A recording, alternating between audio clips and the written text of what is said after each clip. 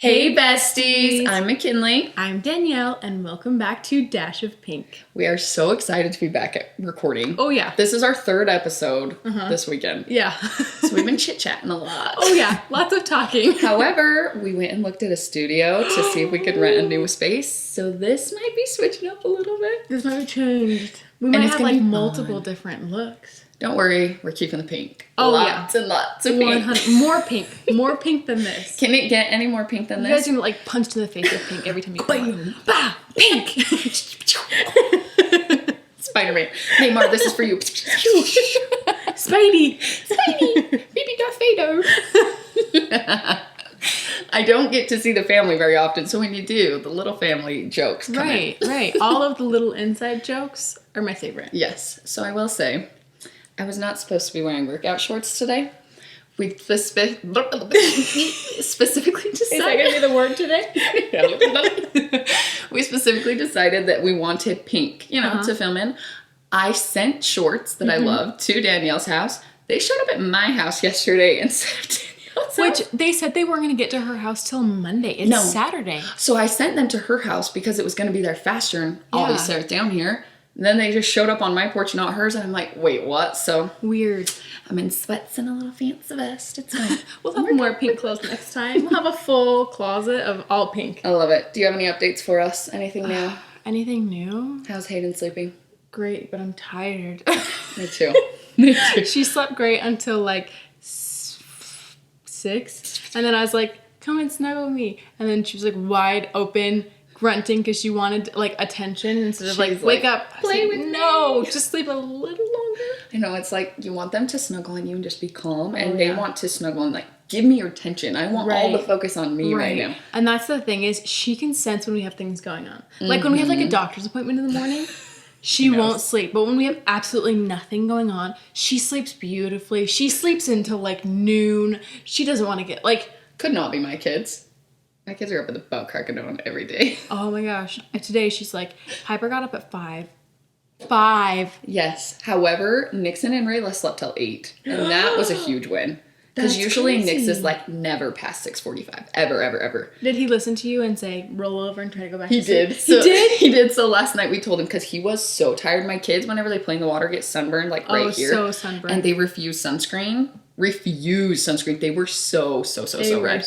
And so I told him, he's like, Mom, I'm so tired. And I was like, Nix, he's like, what did he say? He said something that he can't ever go back to sleep in the morning. He said he didn't know how. Yeah. And I was like, Nix, you just take your blanket and roll and get comfy again and just fall back asleep. And he's like, I'm going to try it. He did it. I watched him because I was awake with Piper. We're all in the same room.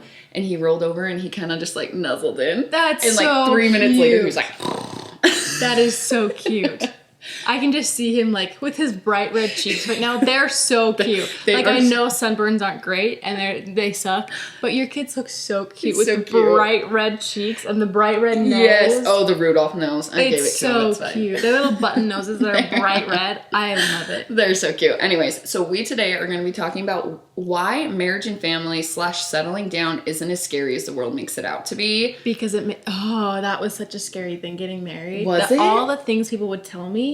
What would they tell you that was so bad? I feel like that I would regret it, that in like 5 years my husband would hate me. Like that's mind you, I'm a YouTuber. So there's comments true. Coming in constantly of I'm too immature. I am too crazy and Ty was too chill, and so I would drive him nuts. Well, and you were young. Yes. And people don't understand the young Utah. It's different. It's different. Right. And that was the other thing is there's like, okay, in Utah, yes, it's like, it's good to get married young, whatever.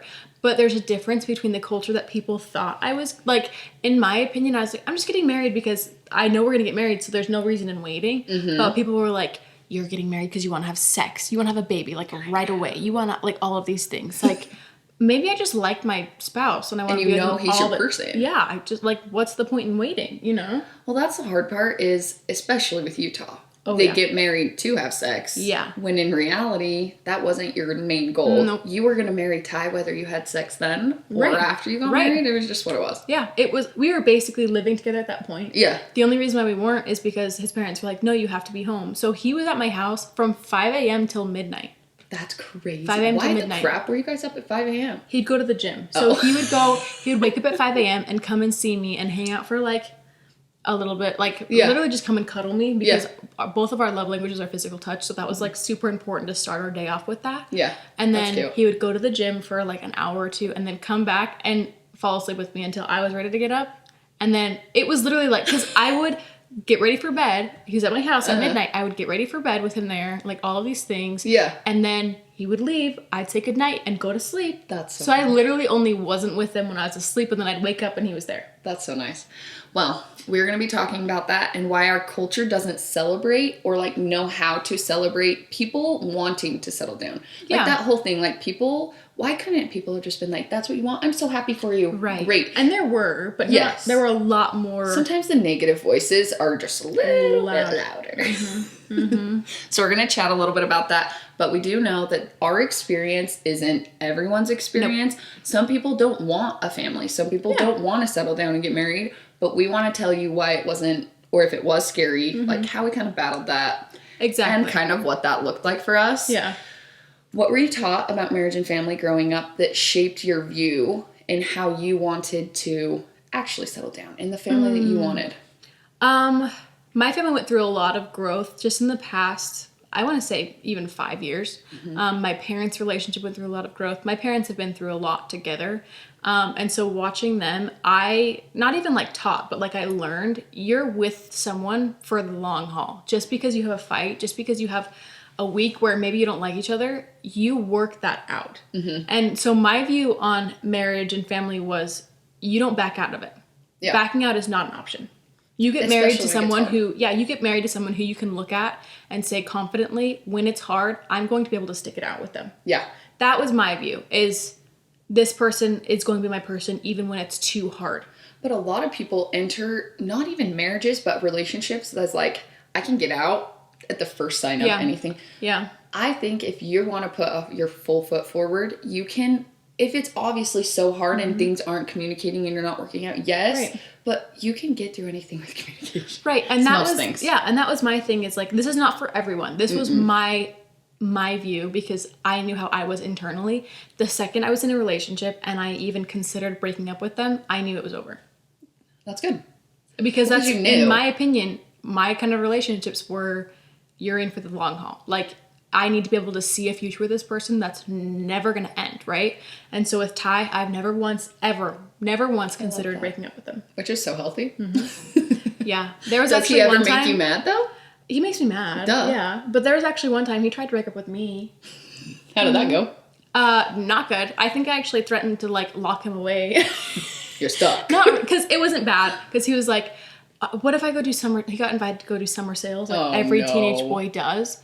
And I was like, no, like, you're like, what do you mean? Because at this point we were already talking about getting married. And so I was like, no, you're going to go away for a few months. He's like, well, the thing is, we could take a break on our relationship and you can date around, which, like, in his mind, like, he took that as, like, his parents, when his dad went on a mission, he's like, go on dates so that you have that out of your system, because I'm going to marry you when I get back. And if you find someone else that's better for you, great. But so he was applying that with summer sales, though. Yes, but I saw that as, you don't want to be with me. Like, if you're gonna leave, you're gonna leave. Because that's how. That's what you took it as. Yeah, that's kind of what I took it as. And so, like, we had to have this conversation a couple months ago, because I told Ty, I was like, I need to talk to you about this, because, like, it's still to this day hurting my feelings. I just want you to know, I saw that as you didn't want to be with me anymore. And he's like, that wasn't the case. I was saying that you could go get out of your system so that I could buy a ring with that money the second I got home. Yeah. But, like, again, in your mind, you're like, let me be with you. If that's what you decide to do, let's support each other. I was ready to up and move with him. Like, I'm coming. Right. I offered it. He's like, no, stay here, date people. And I was like, how about you don't go anywhere? You have a job. I'm like, you don't need that. They ride those little scooters, and you could have gotten, like, a sidecar. And then, like, a helmet. With those big, like, goggles. And that would have been gold. Okay. What age growing up did you think you wanted to get married? Or did you not see yourself settling down? Because I know we talked before when you were like, I don't know if I want marriage and a family. Like, when you were super depressed and stuff. Right. I think it was less, I don't know if I wanted, and more, again, I thought I was a burden on people. And I didn't think I was a likable person. So in my mind, this is not as sad as it's going to sound. I didn't think anyone could like me enough to spend their life with me. Okay. So that's kind almost of why I was like insecurity. Right. And it was not even like it was just my truth at the time. Yeah. Even though it wasn't the truth, it was my truth of like, a fear. I'm too unbearable. Like I'm too, because at the time I was too much. Like I had a boyfriend at the time and I still feel bad for this day, like to this day, because he had to deal with all of my problems at the time. And that person at the time would not have been good in marriage in any way. And so it was more like, I can't get married. Yeah. And so I think when I did want to get married, it was just, I never had an age. It was just whenever it happens, it happens. And that's why I was so okay with when I got the feeling of, oh, we're supposed to get married. It was like, I just turned 18. I had been 18 for 6 months when we got married. Like, we're getting married. I've always wanted to get married and have kids young. Like, as long as I can remember. I want to have kids young. Always. Because it's fun. My parents were young, and I loved having young parents. Like, it was so fun to be like, my mom and dad would do, like, the fun activities and the fun stuff. And it was fun to kind of, like, watch them be in love. Yeah. And not that, like, older people aren't in love. I think it depends on the relationship. Right. But just growing up and looking at that example, I was like, I want a young marriage. Like, I want to still have fun with my kids and be active and involved. Right. But I do think I always wanted to have younger, because I was like, if I get to 30, I'm not getting married. Even though 30's not even old. And people make those like pacts that they're like, I will marry you if we get to 35 and neither of us are married. Quite a few of those, I think. I don't think I ever did. It's fine. All right. How to know if the man you're dating isn't right for you? Is there anyone? I know, but they need to know. Okay, so my boyfriend right before Ty, I was having panic attacks every day. Were you really? Every day. On the bathroom floor, couldn't breathe, couldn't move. Like, why? Because I was going to go hang out with him. Before? Like, was he sketchy? A little bit. He was very controlling. And he would say things like, I was very insecure about my body at the time, and he was like a gym goer. Oh, no. Like, Ty's a gym goer. He was like, his whole personality. He's a gym bro. He's a bodybuilder. Oh. And he would say things like, you know, people aren't going to believe we're in a relationship if you look the way you do and I look the way I do. And so it was like, I don't think I felt safe with him in general, but like your body knows if you're not with the right person. I'm like, shocked. Oh yeah. So like I was constantly panicked when I was around him. I was constantly having anxiety. I was constantly a stick. Oh, I was a stick. I also have a very bad relationship with like food, and that made it worse because I was like so sad. Yeah, it wasn't great. Lots. Yeah. But yeah, it was I just felt unsafe. Not because he was particularly, there were some things, but not because he was particularly a dangerous person. He just wasn't for you. He just wasn't for me. And my body was like, this isn't the person. This isn't the person. This isn't the person. And that's the crazy thing is I don't think I actually like really liked him. The idea of him? Did you like the idea of him? That's how I was. Yeah, because that's when when I started dating Ty, we took a minute to date because I was like, I won't date him until I'm confident, like I confidently know I like him. And I have texts like friends saying like, I don't know if I like him. I don't know what this feeling is. I don't know, because the guy before it was just, oh, we kiss. I don't really like it, but like we kiss. Maybe I just don't like kissing. Maybe I just don't like cuddling. Maybe I need to try this. Maybe I just am feeling panicky because that's butterflies and not like grubs eating my insides. Which panic is not the same as butterflies. No. Nope. Okay, so that's interesting. I feel like your body kind of gives you signals. Like if something feels off, it's probably off. Like your gut, trust your gut. I had a boy that was like my family loved. He was like, I was raised very, very religious. He was every marker that a religious boy should hit. Return missionary. Parents had high up positions in the church. Like he was a good guy. He would have been a great husband, but our chemistry wasn't there. I told someone, I'm not going to name who it was, but I said, is it weird that I hate kissing him? Like I feel nothing. And do you know what they told me? What? This was an adult. They looked me in the eyes and said, it's okay. You don't have to enjoy it all the time. It'll get better. Can you imagine if I would have married that man? No, because there would have been like postpartum. Like you go through. I'm sorry. I love Riley. Like I love Like, our chemistry is there. Yeah. And that's not something that I had to, like, work for. Can you imagine having to work for your intimacy like that? Oh my gosh. I remember with my ex-boyfriend, it was like when we'd kiss, I would come up with reasons of like, oh, I haven't brushed my teeth today. I can't. Oh, I can't.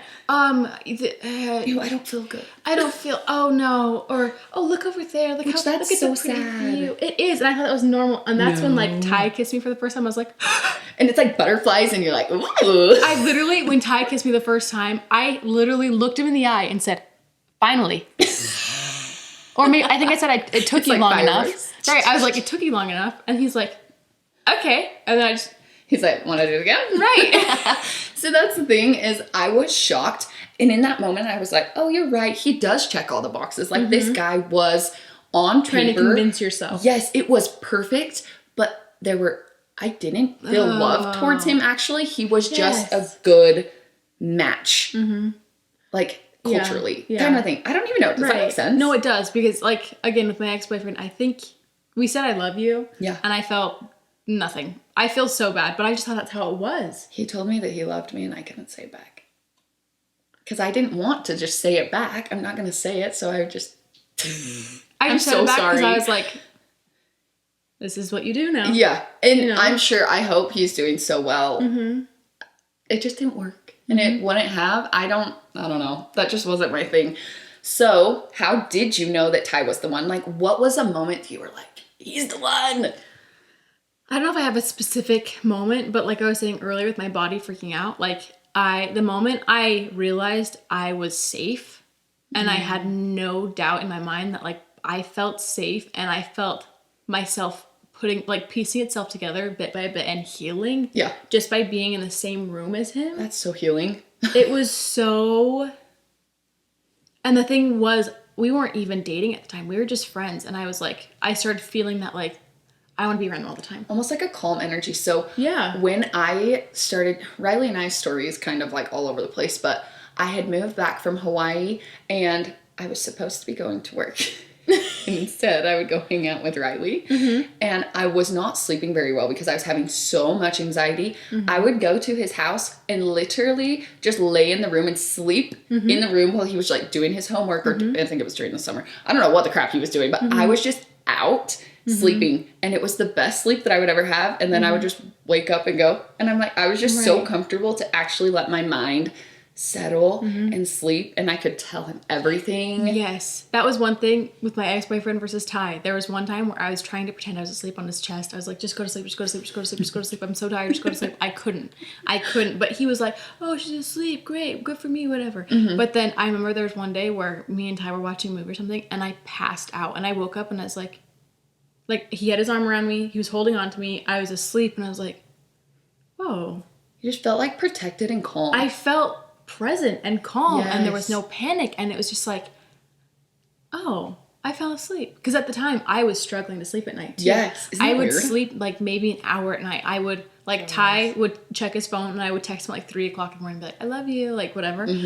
I could only sleep with him. Like not sleep with him, but like rest with him. Like, isn't that so interesting that your body can just be like, this person is safe for me in comparison to someone that didn't feel safe and your body couldn't calm down with? My body and my friends and my dad knew before I did, like before I accepted it, which I'm not saying go with the person your parents want you to marry at all, but my dad is he can read people. Like I got that from my dad. Yeah. And with all of my ex-boyfriends, he was like, nah, you do you, but nah. So did he tell you with Ty, or did he let you kind of figure it out? I actually, some people might think this is weird. I think it's the funniest story ever because he was kidding. He was not serious. Any guy friend that I brought to the house, any boyfriend, he didn't like. And then once I dumped them or whatever and stopped hanging out with them, he was like, they were so dumb. But there was one day where I was on my period and Ty came home from work, or he came back from work, and he came and brought me a chocolate bar just because he wanted to make my day or whatever. That's cute. And so he comes in, talks to my parents for a minute, says I just have a chocolate bar for Danielle, runs it upstairs, brings it to me while I'm like cramping. We hang out for a minute and then he leaves. And my dad comes upstairs and he leans on my doorway. He leans on my doorway and he goes, do you like him? I was like, we're just friends. And he goes, well, if you don't marry him, I'm going to make Savannah. And I can picture your dad just being so serious. Like his stone, serious face. He's like, do you like him? He loved Ty even before I did. Like, Isn't that funny? Ty walked in and everyone was like, Ty is just so lovable. He is. He so seriously kind. is. He's amazing. So at what point did you decide that you were ready to take your relationship to the next level with Ty? Like dating or marriage? Kind of both, because I feel like you get to a point in your relationship where you're like, I really like you, and it's serious, and you start to be like, how can we make our future work? What does our future look like? I think that's more what I'm meaning is like, how did you start allowing yourself emotionally to start talking about the next level and stuff? I think because like with all of my ex-boyfriends, we talk about what if we get married one day? What if, because that's just what you do. Like in my opinion, you date to get married. Yeah. And Ty and I both had that mindset. But I think it's when he said that he wanted to go do summer sales when I realized I can't do this without you. Like, I want to be with you for, like, it clicked that I wanted to be with him forever. And his presence. And his presence. And he made you better. Yeah. And the idea of him even being gone for 3 months was terrifying to me. But that is, like, everything you needed to know. Yeah. Because if you would have been like, all right, bye. Right. Like, I remember he told me, because we were moving into the house that I think Branson and Mara are living in right now. So I'm moving things in my closet and he tells me, and I just remember, I don't really cry a ton. Mm-hmm. There are times that I cry, and I cry around Ty all the time now because I'm comfortable, but like at the time, not really. And I remember I just like slid to the ground and started bawling. Yeah. And he was like, what is going on? I'm like, I can't, I want to be with you. I don't want you to leave. And so I think that was like the click in my mind of, oh, this is my person. I want to be with this. And now that he's talking about leaving, like everything is crashing down. Like it was such a scary thing, but also like a smack in the face of this is who you want to be. And then we were talking about marriage after that point. And future. Mm-hmm. So with Riley, I feel like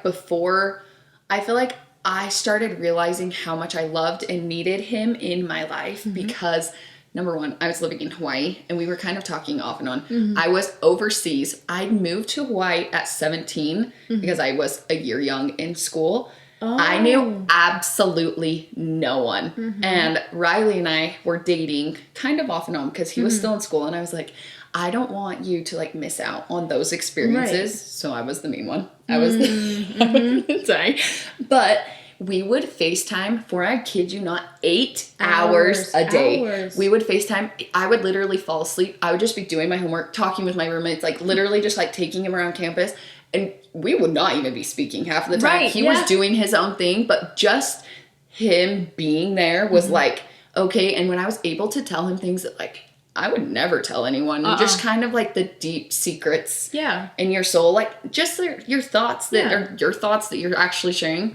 I was like, oh, he's someone that I can actually be me. Yeah. And he won't judge if I am a little psycho sometimes. Right.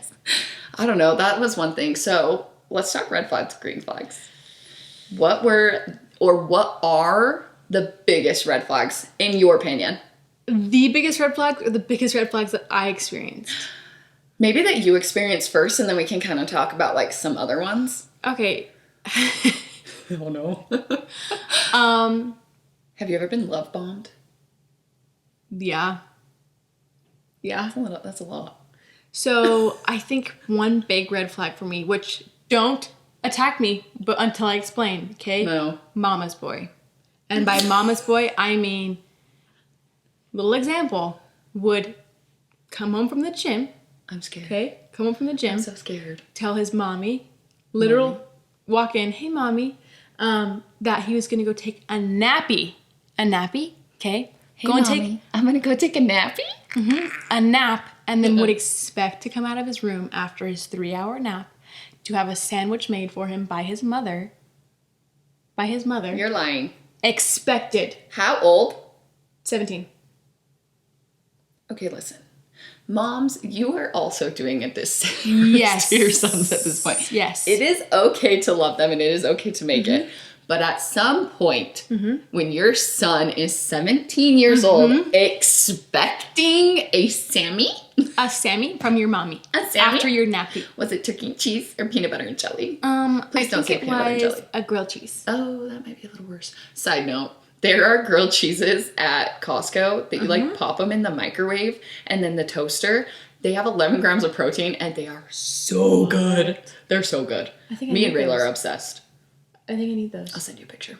You should anyway, try. Anywho, sidebar. Another red flag was anyone who treats you like an object in a way that's not cute. Like specifically when you sit down to watch a movie, they position you on a couch like a doll, and then when you move, they yell at you because you moved out of that position after they like this. Okay, put your arm right here. Keep it right there. I want you to put your arm on my shoulder like this. You moved. Oh. I did not move you there. That sounds controlling. I don't love that. I don't love that. You know, one of my biggest red flags was when I felt like I couldn't, like, joke. Yes. And not be judged. Or when you're, because I have regular anxiety, have someone say, well, I don't understand, because if I were in your position, I wouldn't be freaking out like that. Like almost making you second guess yourself. Yes. I hate that. Yes. I hate that. Not like even making you just feel less for having anxiety. Yes, yes. Or even like anxiety, or you're like, wait, I don't know about this. What do you think about this? And they're like, why would you even question? And you're like, I just. Or if I were in your situation, I'd be doing this better. Like, I'm gonna quick story tell. Where I live, it rains like crazy, like dumps for a couple months, or like a month, dumps. Okay, and we were driving. There were pools of water in the road, like to the point to where it was covering the tires. I was driving home, panicking because I'm 17 years old, just got my license. And this man in the seat next to me, as I'm panicking and driving, goes, I would have had us home by now. No. Yep. So red flag, someone who treats your anxiety like it's a competition. Or a burden. Especially because when you have anxiety, a lot of times you're like, worried because you're having anxiety that you're bothering other people. That kind of enhances it. I don't love that. That's just icky. What are you gonna do? Just hydroplane everywhere? What was his game plan? Right. I don't know. Another red flag would be directly. I'll intervene. What you think? Yeah. When you feel the need to justify their behavior to everyone, that is a red flag. Like, I don't even know an example. Like, say someone is, like, super yelly, judgy. I don't even know. Just, like, whenever, like, if your friends are over and you guys are all hanging out and they're making comments and your friends are, like, not noticing anything, and you're like, oh, they're just hungry. Yep. They're just whatever. I mean, everyone has days, but if it's happening every single time, or you're telling your parents they can't come over because of they're at work, or just justifying every little thing. Yeah. Let their actions speak for themselves. Right. Also, if they're treating you like a child, like you can't make your own decision. Like when I started dating Ty. Okay. Did he treat you like a child? Oh, we were broken up at this point, mind you. Okay, I broke up with this guy. I told him, all I need you to do is respect my decision. So he took that as, I'm going to start building, love bombing, I'm going to start building a memory box for the two of us. When we broke up. He literally grabbed the door when I got in the car and said, I love you. And I said, goodbye, and closed the door. Okay? Peace out. Yeah, after I literally just said, hey, this relationship is not good for my mental health. I'm going to remember that, mind you. I'm going to move on and go and date other people. And then when I started dating Ty, he told his whole family, had his sister reach out to me on Instagram and tell me that I was making a bad decision and I should probably reach out to him to help me make the right decision. What? So did she? She reached out to me. She did. Tell me that I should probably reach out to my ex to help, so he could help guide me to make the right decision. And that I couldn't make my own decisions, all of these things. And it's like, if they treat you like you're a 2-year-old who can't make your own decision when you're a grown, like, I was almost an adult at this point. I can make my own decisions. Well, and even if you weren't almost an adult, you can make your own decisions as a human being. You don't have to have someone. I hate with those couples that, like, people will order for them. Or, like, on the dates when they're like, you need to order this. No. All right. Now that we've talked a little about red flags. Green flags. No. Really quickly. Do you think you can get over red flags and people can change? Like, at what point? Because everyone has things that are like, and no one is perfect. Like, nope. So what are your thoughts there? I think it depends on the red flag. Because if you have someone who's like abusive, that is more than a red flag. That is a walk away. If they lay your hands on you, walk away and do not ever You don't go back. justify that in any way, shape, or form. If you have someone who has some anger issues sometimes, and when you're fighting, sometimes they take it a little bit too far, give them a chance for a little bit. Yeah. I say red flags are excusable until you see no growth. Especially if, and a lot of times in a relationship, so for example, I probably tend to want to argue how I watched my parents argue. Yes. Like, you do a lot of things on how you were raised. So maybe they didn't know that's not normal. So if you have a conversation and then you're like, I don't like it when you raise your voice at me. Right.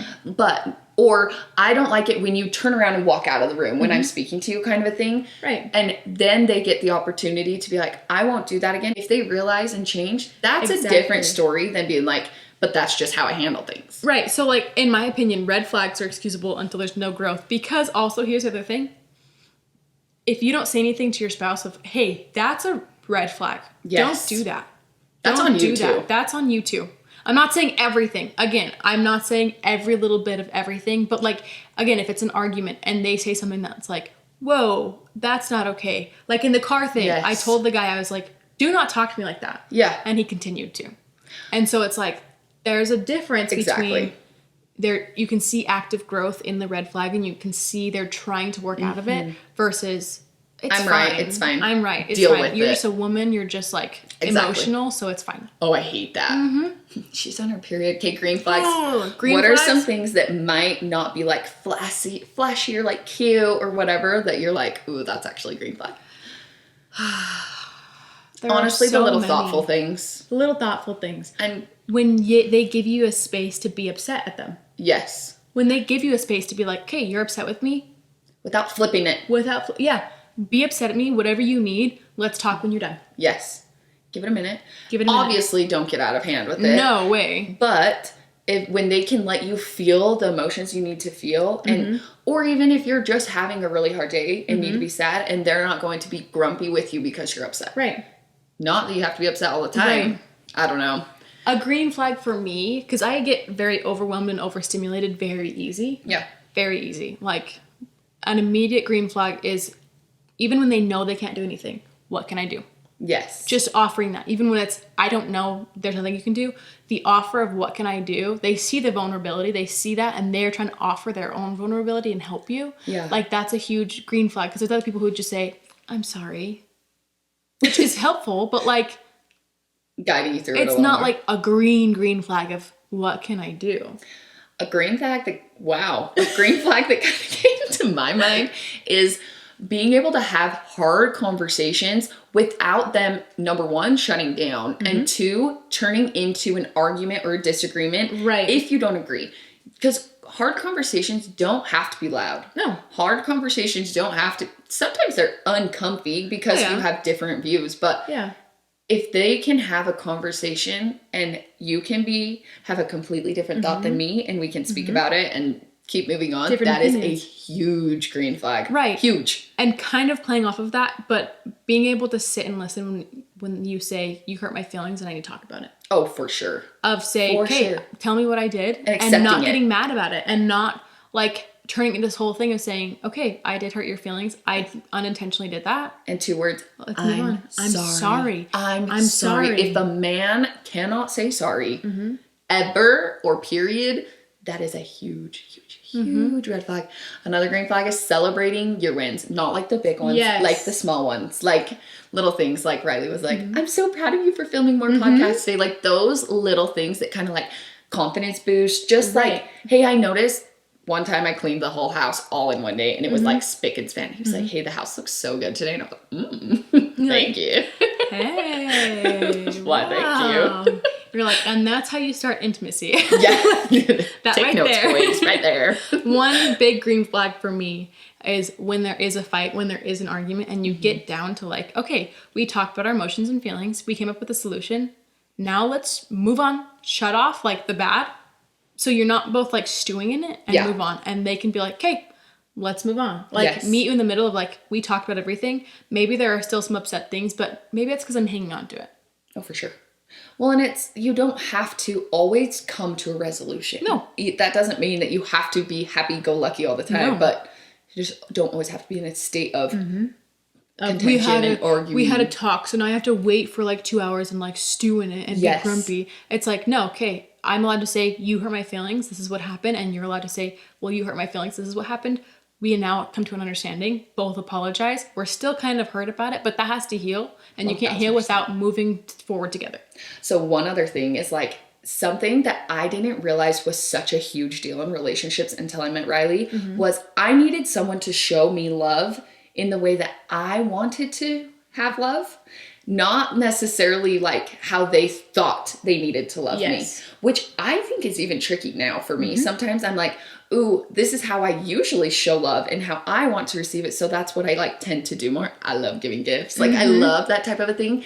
But Riley doesn't always need, he is more self-assurance. Like he wants me to like tell him, and physical touch and those things, when those all the time aren't the first physical touch, not so much, but always being so reassuring and being like, hey, I love you kind of a thing. That's fun fact. I never, you guys, your family always is like, love you, bye. Like everyone always says, I love you at the end of a call every single time. I noticed probably about a year into dating Riley, and when we were married as well, that I wasn't like saying love you at the end of conversations. And I noticed Riley, every time he would talk to his brothers, which is shocking. He would be like, okay, love you, bye. And so then I started doing it with Riley, obviously. We would say love you. But I started doing it, and I noticed the people in my life that weren't as close with like Riley's family and stuff also started doing it. It was like, just never came naturally to say, I love you.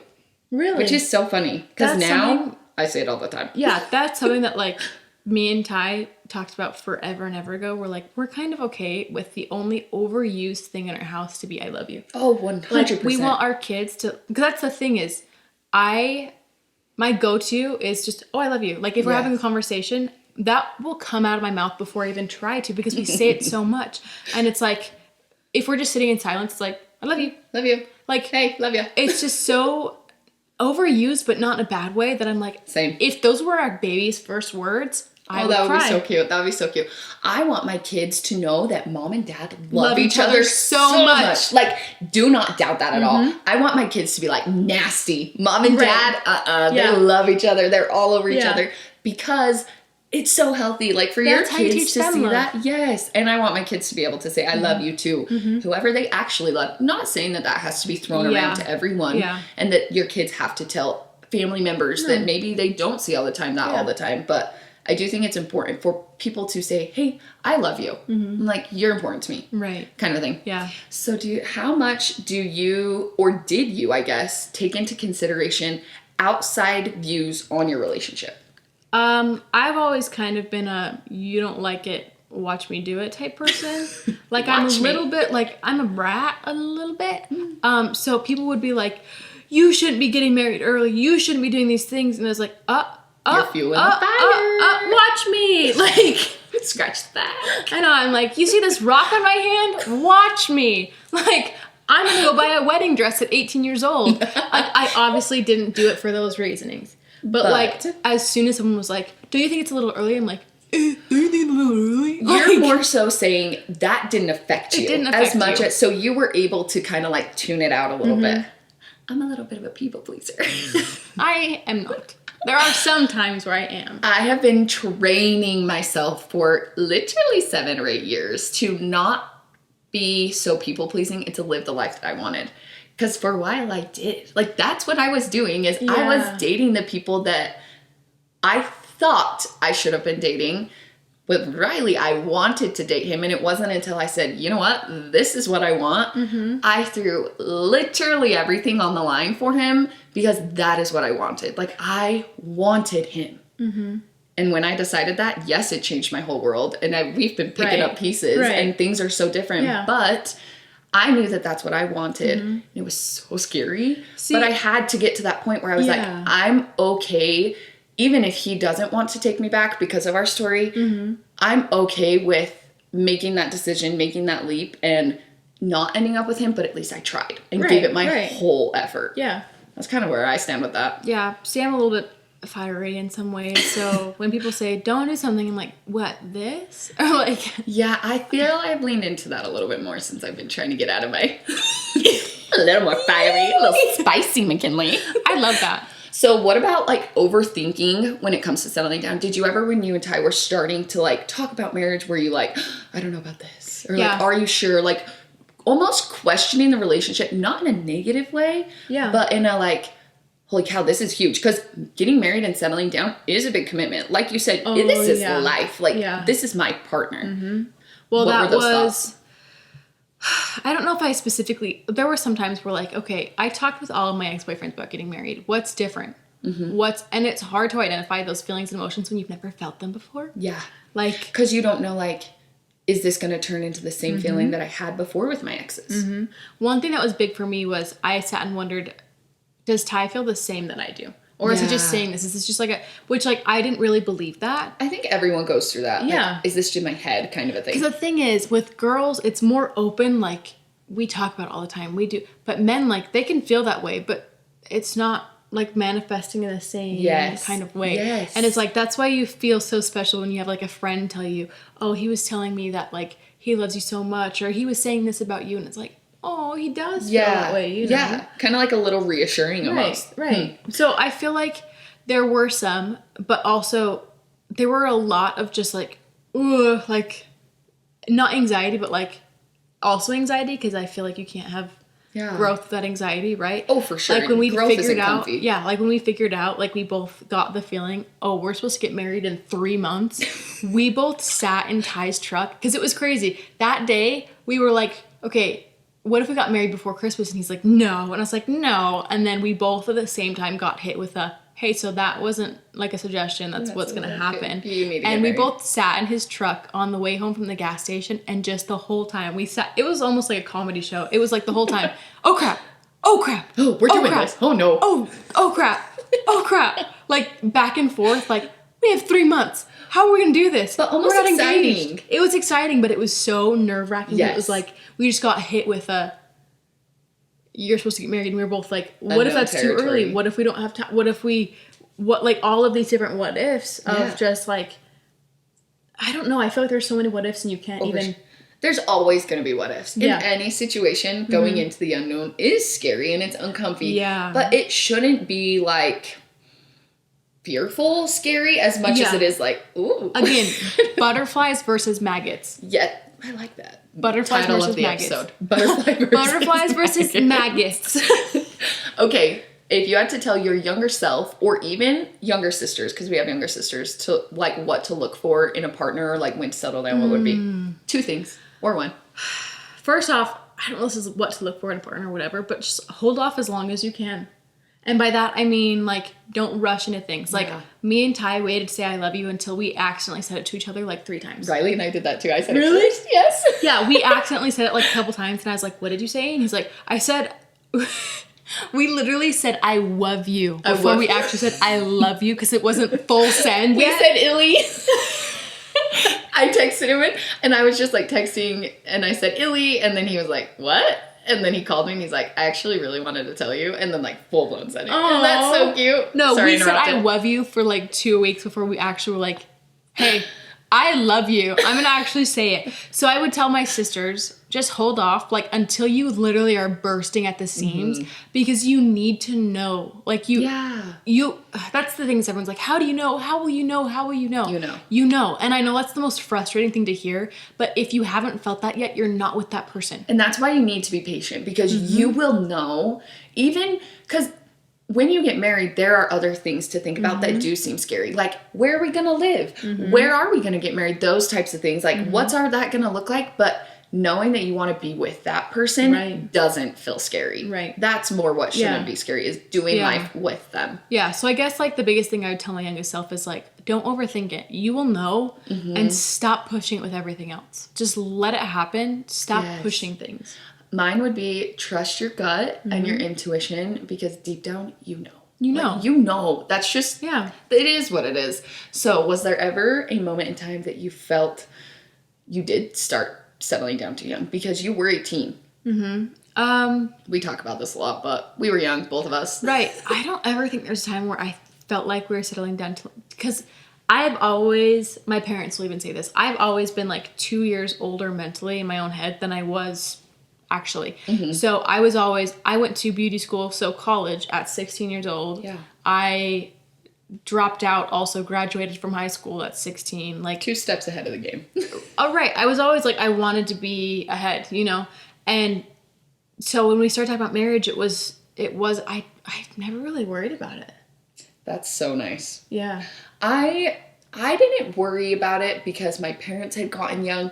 My fear was not even in the fact of getting young. It was, our situation is so different. So I'm like, I didn't even know how to answer this. It was more like, how am I going to pick up all of these pieces now? Because I blew it up. Which we will be doing an episode where she's going to tell us everything. I'm going to tell you everything. Mainly. There's some and things ASMR, that I have to apparently.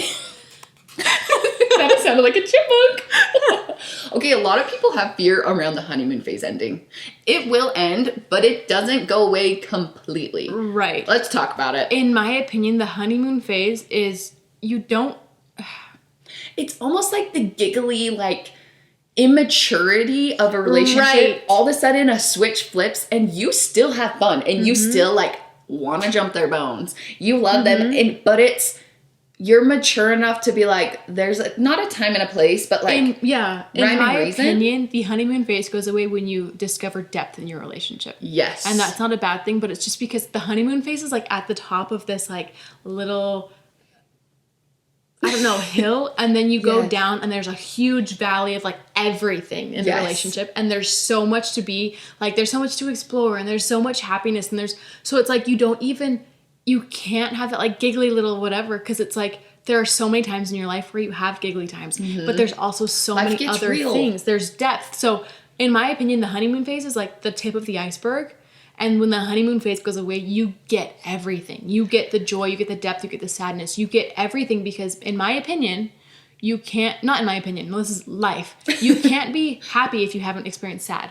You can't have good if you haven't experienced bad. And honeymoon phase is just, everything's good and giggly all the time. The bad phases make you love the good phases and the fun so much more. And those bond you a little bit more. Those hard times when you have to conquer something or get through something are going to be so much more rewarding when you're in a happy, lovey, like, look at what we did. Like, we're so in love. I know. And so in my opinion, the honeymoon phase was like, it was different from what me and Ty are now, but like Ty and I are still that way, but just with depth. Yes, and that's so what Riley and I are. In my opinion, you go from the honeymoon phase to the life phase where you're together all the time. There's a difference between the people who go to, like, let the honeymoon phase fizzle out and you don't try to grow from there and you actually go back.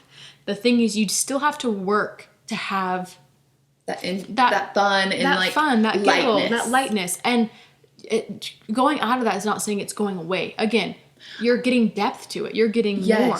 I kind of think a lot of people think the honeymoon phase is going to bore their relationship, when in reality, the depth, but it's just going to sprinkle in more excitement, lots of lows, lots of highs, and it's going to be much more enjoyable overall. I also feel like people believe that the honeymoon phase is the best part. In my opinion, it's not. It gets so much better. It gets so much better. Riley and I have been married for 7 years now, and I can honestly say it gets better every year. I can't wait to be an 80-year-old with Ty. Oh, we're going to have so much fun. We're going to be so silly. I cannot wait.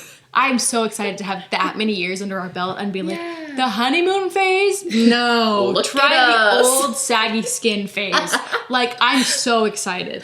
I love it. That is so fun. So what do you do to keep, like, if you ever recognize you're in a space where you're not, like, hitting those marks all the time? Because a relationship isn't always going to be 50-50. It's not always going to be, like, level ground. If you're noticing, oh, maybe we aren't connecting a whole ton right now. Something's a little off. What are some things that you have realized that you do to kind of pull back or bring it in?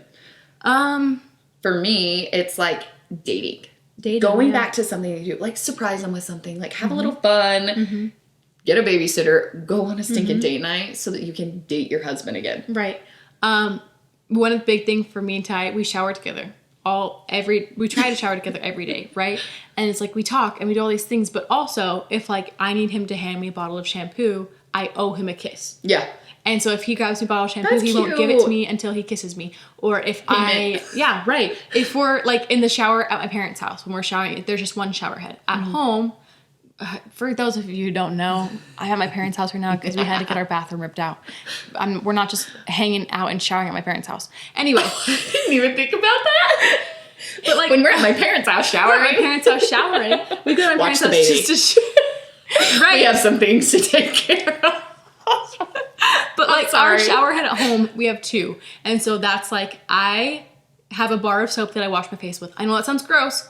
It's a specific facial cleansing bar of soap. But I don't grab it. Even though it's behind me, I have Ty grab it. So he has to like lean over me and then I have to give him a kiss to get it. Yeah. And there's little things like that where that's cute. We owe each other kisses throughout the day. Not like in a bad, like you owe me, but like, oh, I have to give him a kiss. Or before, if he leaves somewhere, I have to give him like 42 kisses before he leaves or something. It's like, okay, I love you, bye. And then I'll walk to the door and be like, okay, I love you, bye. And then I'll put my shoes on. Oh, okay, I love you, bye. So it's just that was literally Riley when we were leaving here. Yeah. He's like, you said it a few times. I'm like, hey, say it back. So it's just, in my opinion, try to be over the top still. The honeymoon phase, you're over the top to be like, oh, you're in public, cuddling all the time. You're in, if you go to like a theme park, you're hugging the whole time in line. Do it. Yeah.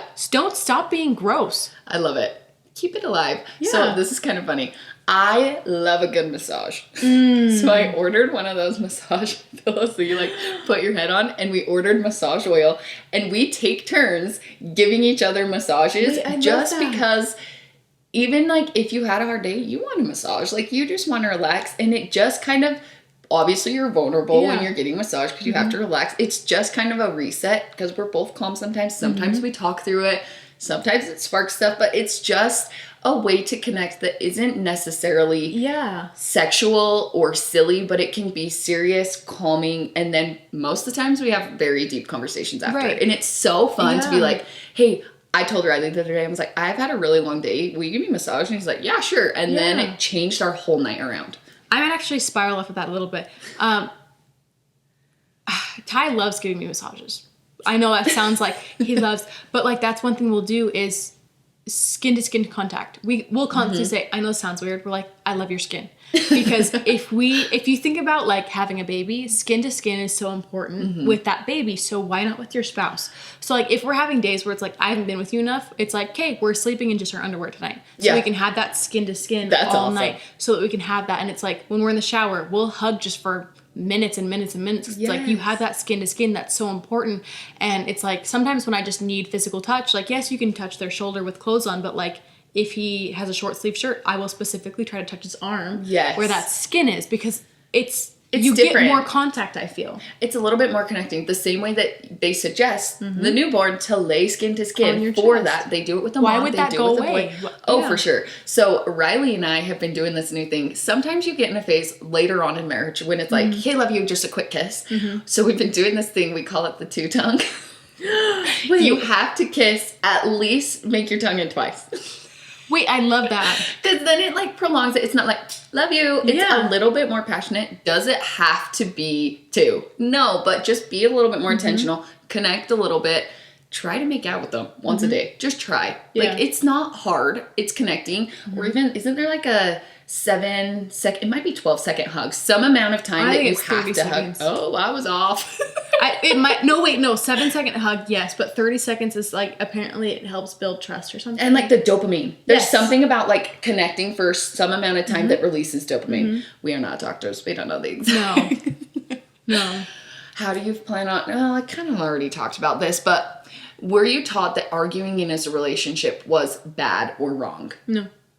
Why do people think that arguing is wrong and such like, it's not okay? Because I feel like contention's such a scary thing for people. Yeah. And that's the thing is arguing isn't always you're at each other's throats.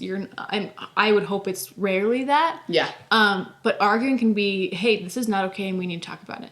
And I feel about this. And it's good to have a back and forth, because how do you know you're learning anything about your partner if you're not, like, you're supposed to have disagreements. You're supposed to have these things because you're not going to grow if not. You're not going to discover new things. You're not going to, like, it's just important because you grow and you hit a new depth. Yeah, you can't always be on the same page with someone, especially because if you think about it, you're taking two completely different lives, right, meshing them into one. There is actually no way that you guys will agree on every single thing. If you can learn to have open conversation and talk about those things, I feel like a lot of times those blow up fights, Riley and I rarely fight, because if there's an issue that comes up, we literally just talk. Like, it's a conversation rather than letting it build, and then everything coming out at once, which I feel like is oftentimes what people expect in arguing relationships. And I think we're going to do an episode about arguments specifically, we are. Right? I think we want to. Yeah, but in my opinion, arguments, again, are just conversations. You can be so upset and so hurt and still just have, like, you have to have a level of respect with your spouse. Yes. To be able to say, I'm really angry with you, but I'm going to talk to you like this because you don't deserve to get yelled at. And also a level of respect for yourself to be able to be like, hey, I didn't love that. Because it's hard. Like, it's not the most comfortable thing to be like, hey, Ryan, like, I didn't love when you said this specifically. Do you think you could say it in this way next time? Because just being very honest and vulnerable with your spouse. Yes. Because they cannot read your mind. Let's say it louder for the people in the back. No one can read your mind. And the thing is about arguments, if you didn't want to be with someone who you're going to argue with, you should have been with yourself. Oh, for sure. Just, like, if you could clone yourself, because then you'd have everything similar, everything the same, and then you'd get bored. It would be so boring. Can you imagine? You'd get so bored, and then you'd get irritated because everything's too the same. And anyway, but, like, in my opinion, arguments, if they're bad enough that you need to yell, step away because you haven't figured out what the problem is yet. Yeah. I would love to do an episode more about, like, arguments and resolving conflict. Yeah. You guys let us know, like, in the comments, message us. What do you want that to look like? Does it need to be in relationships in general, like extended family, like just your personal marriage? Like, what do we think there? I don't know. Just because it doesn't have to be scary. Yeah. That's why I think a lot of people are terrified of settling down, because you never know what conflicts can arise. And if you can just learn to communicate, you can get through anything. Most things. There are a few things that are hard outs, like no abuse, like those things. No. But if you're just silly little bickering all the time, maybe you guys just need to sit down, go to therapist. If it's helpful to have someone else guide those conversations until you learn how to bring it up, please do it. Do it. 100%. Do you have any other thoughts on settling down? I don't think so. I'm really quick, for all of the people who are looking forward and they're hoping to get married one day and they're just scared because the world makes it scary. It's not. Marriage is the greatest decision I've ever made. It's beautiful. It's beautiful. It's amazing. Arguing is even still amazing because you get to figure out things with your spouse. And you get to make up after. Yeah.